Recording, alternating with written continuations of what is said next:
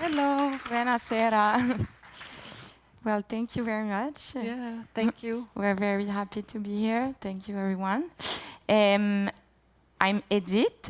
And I'm Miri, and we just ate a plastic wrap, as you can see. So we are the creators of Plastisapiens, which is a 15-minute VR piece. It's a meditative, surreal eco-fiction where plastic beings and organic beings merge to become one. So before we start our presentation, I would like to invite us for a short meditation together. So if you can, just take a little deep breath with us. So inhale. And then exhale. And start slowly looking around you in this room. What is our environment made out of? So if you look at the floor, it's coated with plastic. The fibers of the chair, the fibers of our clothes are made with plastic. Our glasses with plastic. Our face cream, our makeup, our chewing gums, everything is plastic. So we've created plastic to protect ourselves from the environment, but we forgot to protect ourselves from the material, from plastic. We eat, think, breathe, and share plastic. And we are not the only one. So this is a picture of a codfish that was caught in Denmark with a silicone dildo in his stomach. So probably thinking it was eating a calamari. We are porous beings. We are creatures of our environment. And the more we saturate what surrounds us with plastic, the more plastic we become. So our VR piece was made for Oculus Quest 2. I want to ask you, can you raise your hand if you did it already? Okay. Yay! Okay. So not bad. So you have controllers, hand track. It's hand tracked. You can do it standing or sitting. It's in French and in English. So a few words about us. We are a creative duo. We come all the way from Montreal. Plastisapiens is our first project together. And we come from different backgrounds, but we have really similar themes that we're interested in. And we decided to work together. We already have a new project in the oven, but it's not the subject of today, so we'll go back. Skip. So I'm Edith Jorisch. I'm a scriptwriter and a film director. I work both in documentary and fiction. And I really like to play with form and with the fine line that separates truth and imagination. My topics are identity, migration, and the future generation. And I really like to create worlds that have their unique aesthetics. And my approach is usually kind of a bittersweet and a critique or a mirror of the vices of our contemporary society. That's it. So I'm Miri, I'm a visual artist. I actually work on my first documentary film too. But usually I work in installation and sculpture. Everything I do is made out of these materials, so it's derived from algae or gelatin, so it's all biodegradable or actually edible. This is actually what we ate with the plastic. And I also am really concerned about the future, about extinction, about migration, about my heritage, and the future of our lives. So, the Armenian heritage. Armenian and Jewish heritage, yeah. So the project started with an initiative, with an open call from the NFB. They were looking for a project about new identities, the new humans, and they wanted stories told in immersive media. So we actually met through this initiative. We both pitched two different projects. Edith was about food and digestion, and mine was about trash and decomposition. So after pitching, we decided it's too good, we have to merge. And as we talked here already about collaboration and connection, it's so much more powerful to join our expertise and create work together, especially in immersive media, because you need so much talent and different expertise. So And we didn't do this alone because we, as a scriptwriter and artist, it was both our first time working with VR. So we were really lucky to collaborate with Studio DPT, who are like the pros of the XR experiences. And as we said, because Plastisapiens is about the transformation of human biology, we really thought that VR was the perfect medium to explore the biological morphing of the body. So our question to DPT and how we work was, how can we really make the participant feel that he's transforming, that he's transmuting, and that he's becoming a Plastisapiens, that you can only do this in VR. What? Huh? Yeah, no, okay. I heard P. Also, writing a non-linear story, which is very different from a usual cinema script, was new to us and a very interesting experience. We'll talk about it. We'll show you the process, yeah. So I'm sure you've all seen these very dramatic pictures of plastic everywhere. But recently, scientists have found out that there's plastic in our bloodstream and in pregnant woman placentas. In plastic, there's a molecule called xenoestrogen, which is very similar to estrogen. And our body recognizes it as the natural estrogen.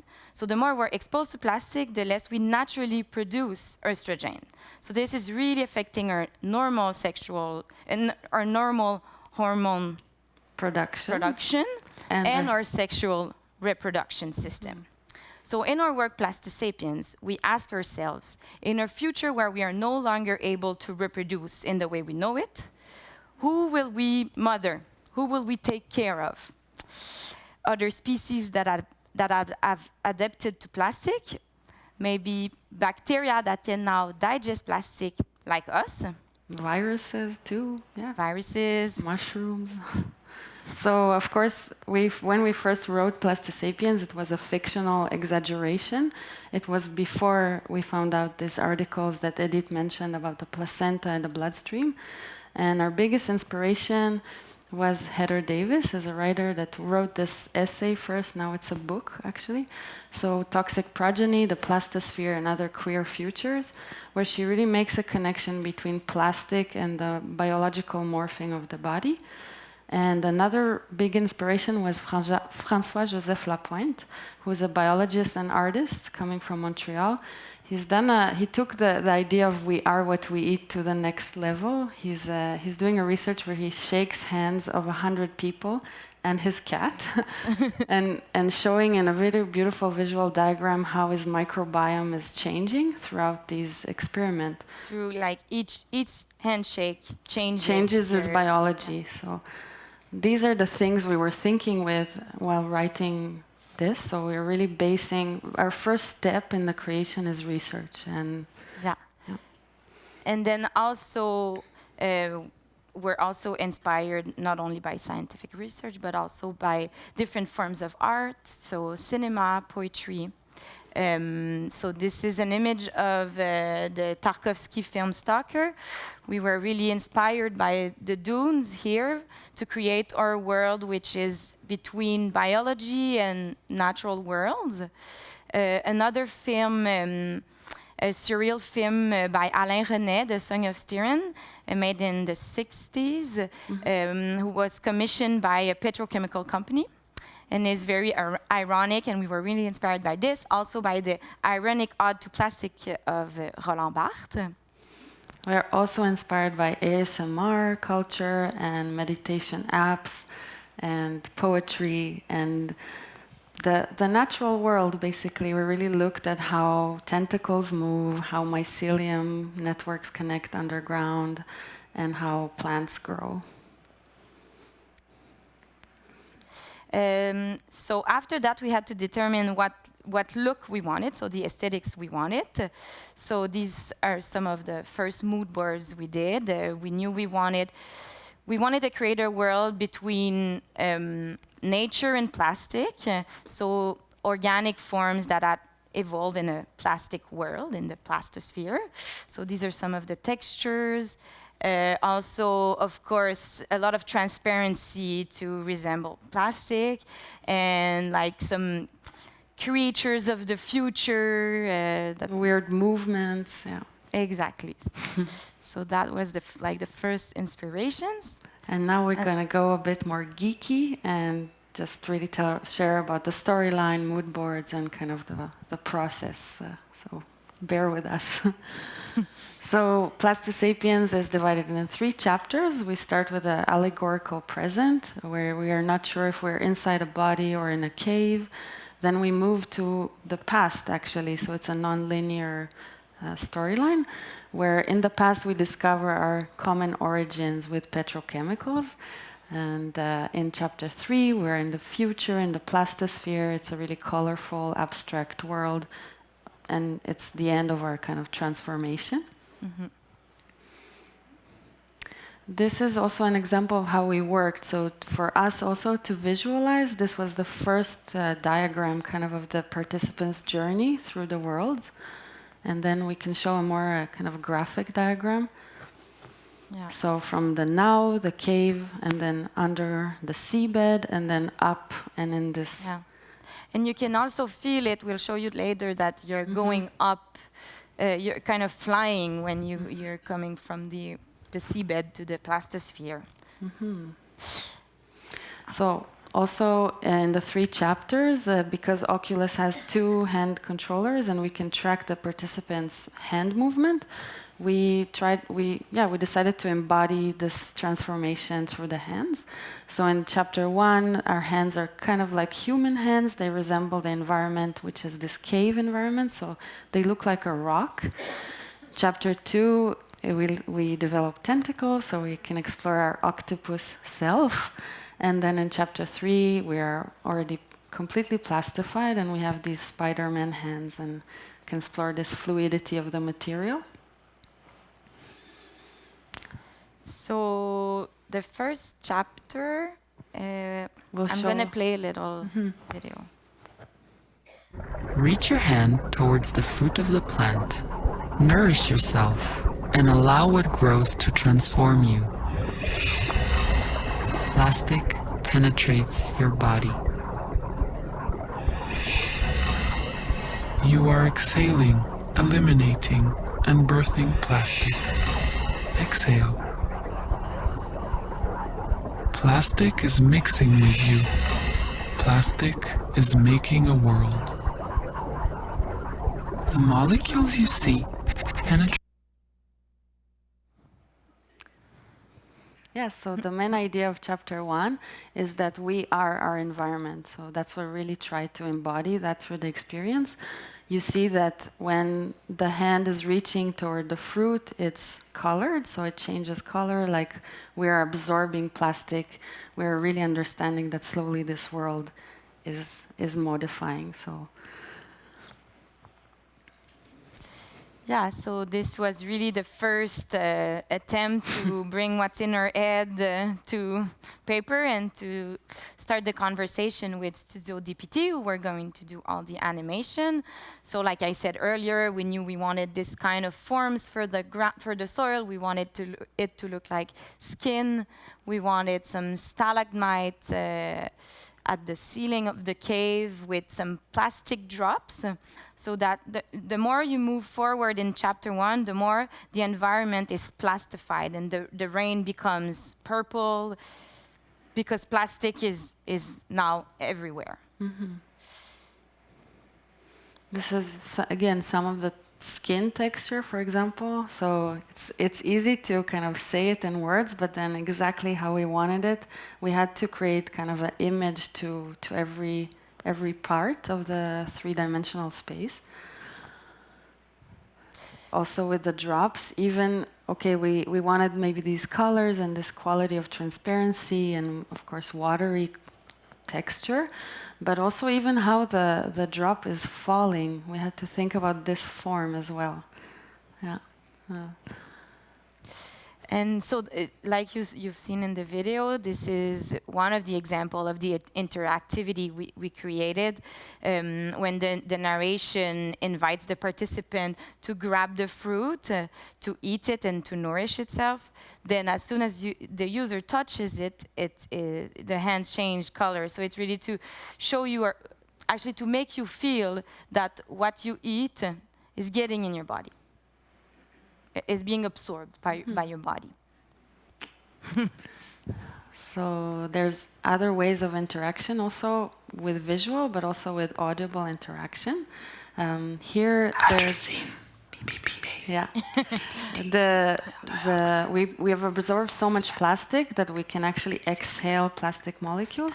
So this is this plastic molecule, and when the narration invites you to bring it closer to your ear, you can hear the different xenoestrogen molecules, the names, kind of a mantra. And yeah, this is also a playful way because not all of the users or participants will have the same experience. It's really about this kind of exchange and dynamic. And you can hear that the voice is a bit weird because we're trying to imagine what a plastified the voice would be. So this is a prototype of the breathing. So I don't know if you noticed, but when we meditated together, I did this. This was our first ideas of, again, how can a breath, how can we really embody the idea that our breath is impacting in the environment we see and vice versa. So the strip was a really good method for us to track kind of how long the breath should be, how short the exhale should be, and etc. But yeah, I hope. But at the end, it's not a strip. This is yeah, your exactly. prototype. It's more like particles coming out of your mouth. That's also one of the first sketches that the Studio DPT did. So. You see like these elements, this very hairy kind of donuts were elements we asked for, and then we were not sure anymore, so they're not in the final film. Also, some things are not possible. So for example, the plastic rain, we wanted it to create puddles, but it was not possible to create one single animation, so we kind of had to hack the program and to make it 2 different animation and to decide in advance where we wanted it. Yeah, so we created the puddles separately than the rain. We'll play chapter 2. Water, minerals, vitamins, hormones, fats, oils, salts, fibers, carbs. These compounds can be traced back to this very deep, ancient, primordial soup.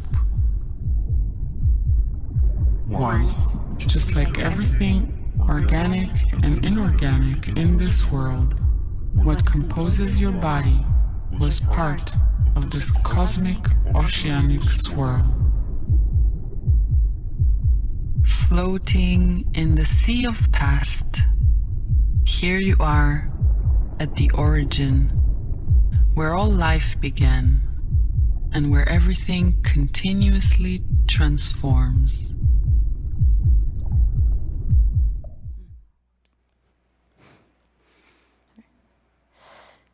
So in the second chapter, we are going back in time, and we discover underwater common origin with petrochemicals.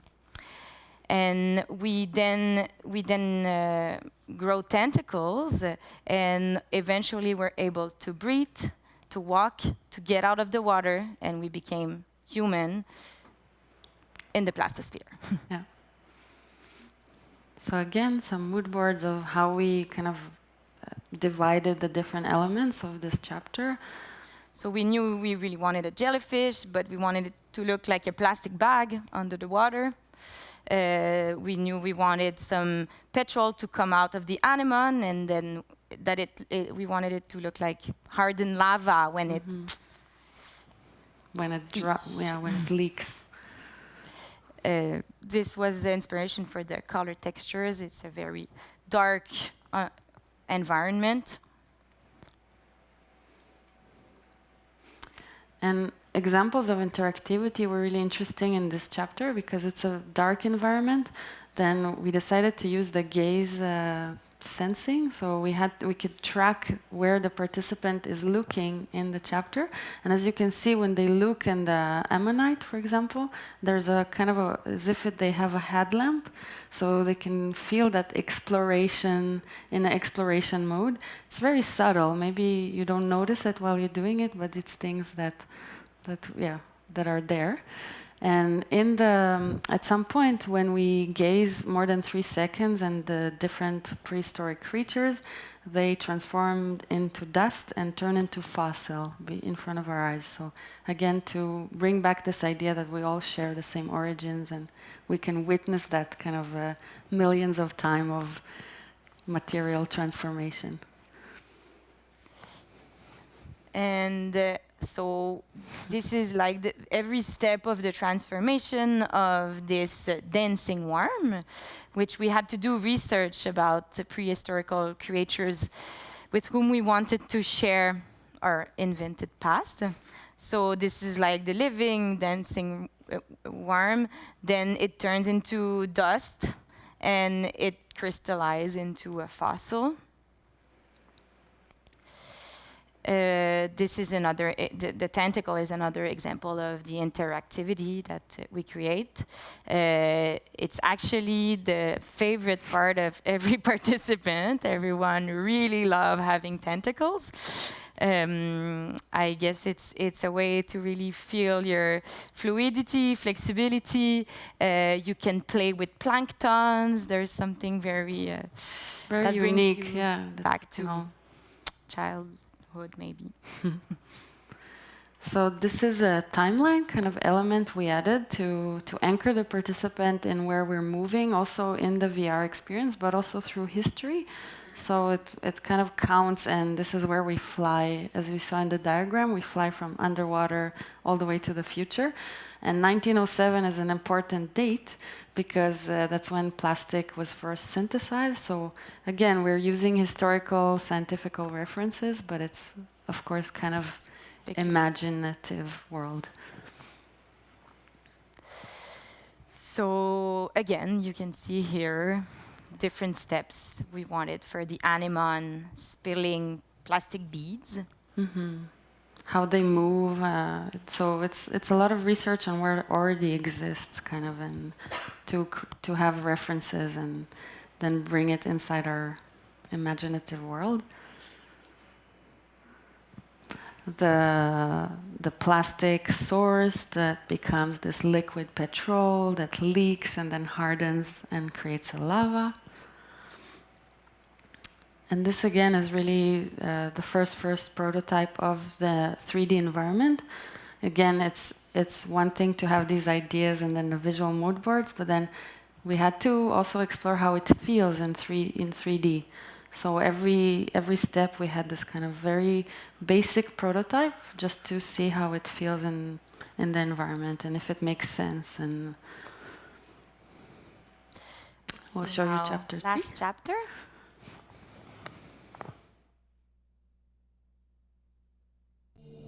Welcome to the plastosphere, the world of infinite time shared with other plastic mutations.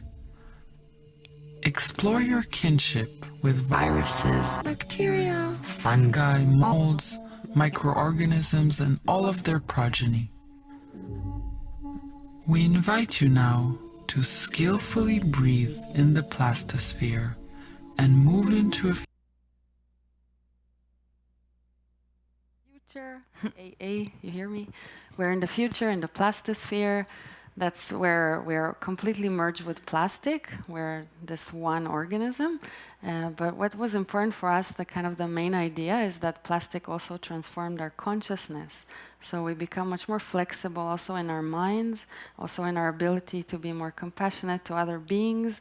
So we're imagining this kind of positive impact of plastic as a material on our spiritual and emotional selves. So we're able to, as we talked about mothering, like who will we take care of? Mm-hmm. So we're taking care of other kind of plastic progeny. So different organisms that are able to adapt to plastic. Yeah, so it's really a future world where there's no hierarchy between the species or the genders, and we take care of the environment. And this is the mood board that we try to represent these ideas that we have absorbed all of the environment. So there is no field of depth, there's no gravity, there's no difference between the microscopic, the macroscopic. It's a bit like you're in space. And also we are creating new connections inspired by the way nature communicates together. So the interactivity, as you've seen in the little video, again, the breath is an element. And we wanted to, for two reasons. One was to kind of do a full circle with chapter 1, so there's a coherence in our world altogether. And we're using the breath, and this changes the colors of all the environment. But also, these little creatures, they're very abstract kind of beings, they also morph and change with our breath. They grow. They grow. And mutation because we are caring about them.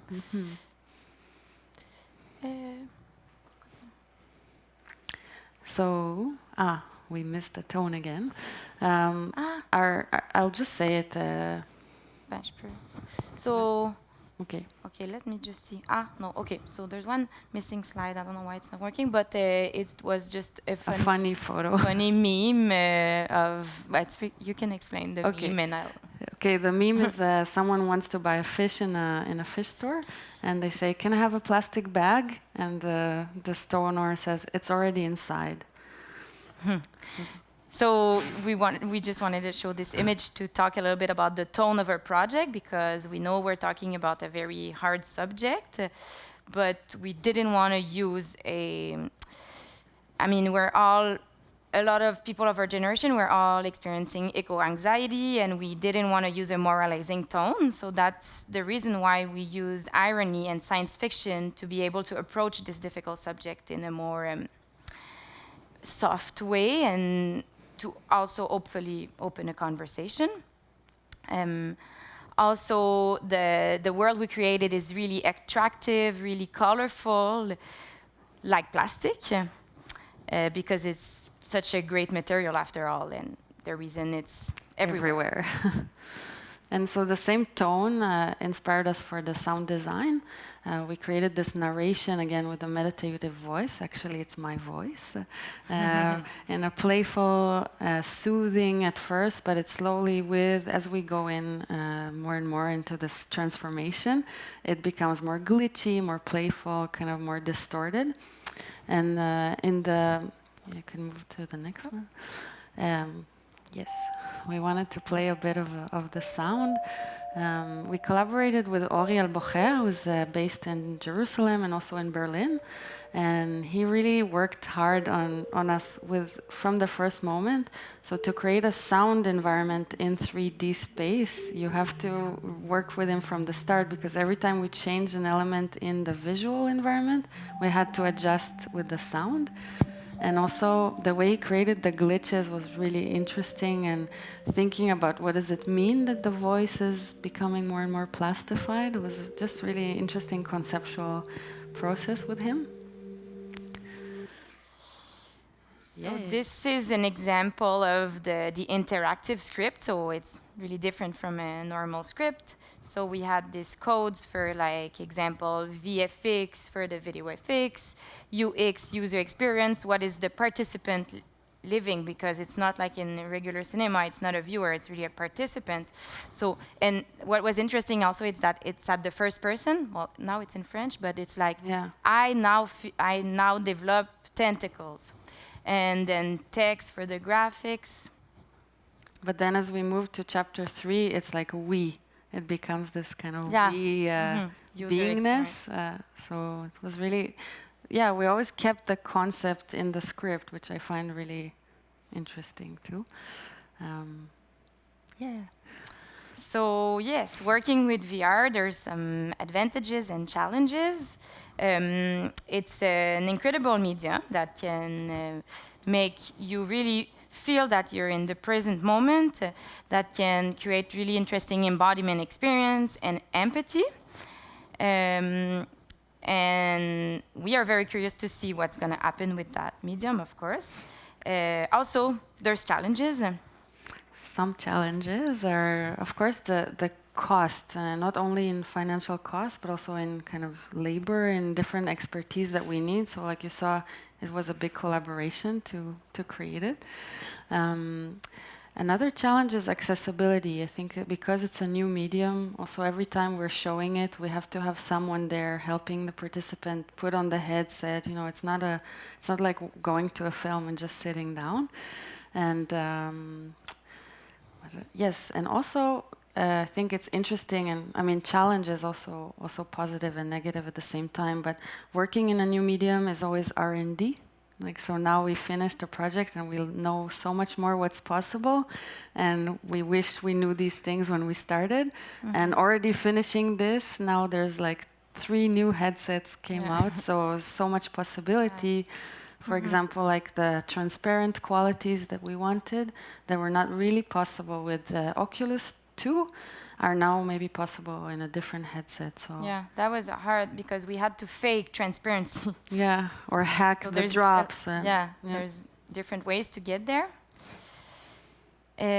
What else? So now that the VR is finished, we're traveling to show it. We were really proud that we had our world premiere at the Tribeca Film Festival. It was then shown during the Festival du Nouveau Cinéma at the Phi Center in Montreal. We just came back last week from Amsterdam, where we've shown it in IDFA and won the Best Creative Technology Award. Thank you.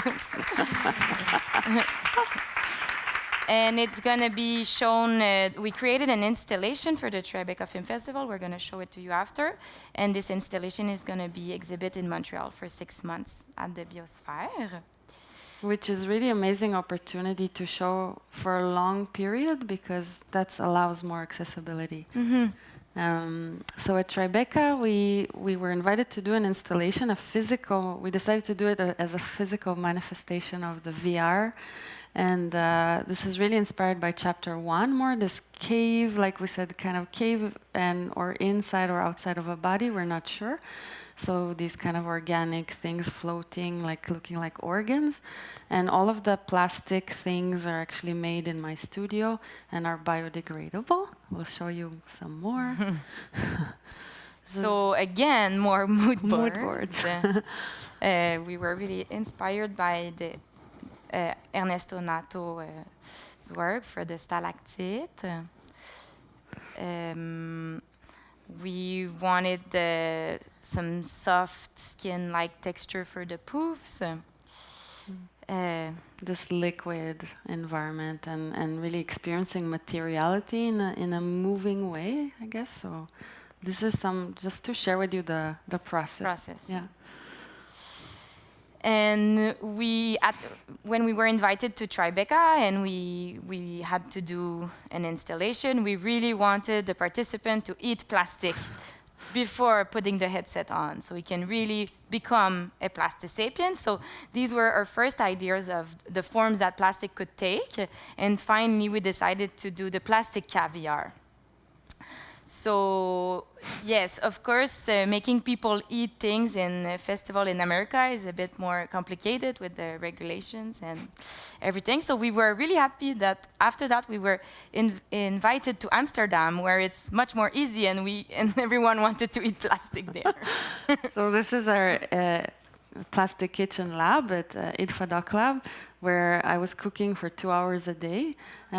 So in the middle, this was my cooking station. It kind of looks scientific too, like I'm concocting things. And on the right side, I was presenting different plastics that really mimic petrochemical plastic, but all from algae or gelatin.